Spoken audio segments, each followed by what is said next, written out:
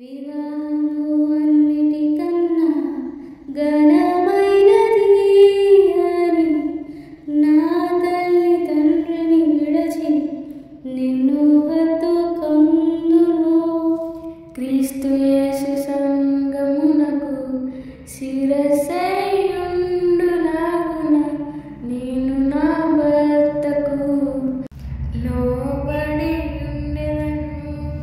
నా ప్రియ సఖుడా నాలో సదాభాగమై యేసును వెంబడించు సహవాసివై అంతము వరకు నీకు తోడైండి క్రీస్తుని నీడలో ఫలించెదాము.